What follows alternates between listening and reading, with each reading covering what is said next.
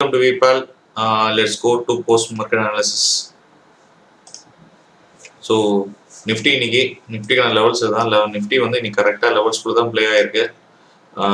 ஒன்றும் எந்த பிரச்சனையும் இல்லாமல் கரெக்டாக இருக்குது. கேப் அப் கொடுத்துருக்கு. கரெக்டாக பாருங்கள், நம்ம சேச்சுரேட் லெவலில் வந்து கரெக்டாக வந்து முடிஞ்சு T3 கிட்ட நம்ம சொல்லுவோம்ல எந்த லெவல்னு சொல்லி, அங்கே கரெக்டாக வந்துட்டு அதுக்கு மேலேயும் சஸ்டெயின் ஆகலை, கீழேயும் போல் அழகாக ஒரு பாசிட்டிவ் பையர்ஸோட இன்னைக்கு முடிச்சுட்டாங்க மார்க்கெட்டை.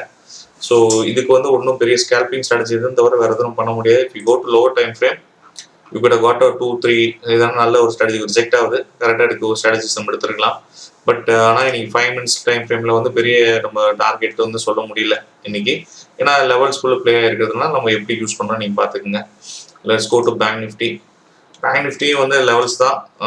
சிட்டிஸ் வந்து நீங்களே பாருங்கள், சேச்சுரேட் மார்க்கெட் எங்கே பையோ புக் மேலே சஸ்டெயின் ஆகிட்டு கீழே வந்து கீழேயும் போக முடியலன்னா அப்படியே மேலே வந்து அழகாக உங்களுக்கு எங்கே நம்ம முடியுமோ T1 சொல்கிறோம்ல அந்த இடத்துல வந்து மார்க்கெட் முடிஞ்சிருச்சு.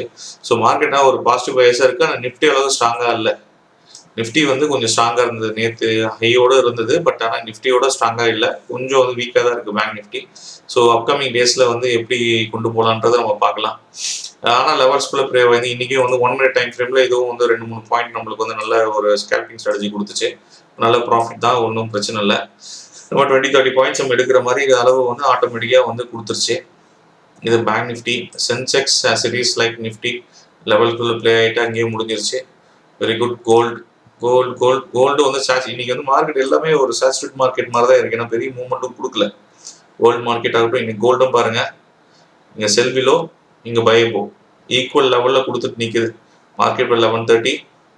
ஆனால் இங்கே வந்து முடியறதுக்குள்ளே எப்படி முடியுதுன்னு பார்க்கலாம் நாளைக்கு உங்களுக்கு. பிடிசி கொஞ்சம் மேலே வரைக்கும் போயிட்டு இங்கே பாருங்கள், மேலே லெவல்ஸ் வரைக்கும் சேச்சுரேட் பண்ணி கொடுத்துட்டு இப்போ செல் ஜோன் நோ ட்ரேட் ஜோனுக்குள்ளே வந்து முடிச்சுட்டாங்க. ஸோ இவ்வளோ தான் மார்க்கெட் இன்னைக்கு. நிஃப்டி ஒன்றும் பெருசாக வந்து மூவ்மெண்ட் இல்லாதனால ஒன்றும் பெரிய இன்ட்ராக்ஷன்ஸ் இல்லை. அப்கமிங் டேஸில் எப்படி இருக்குன்னு பார்க்கலாம். தேங்க்யூ.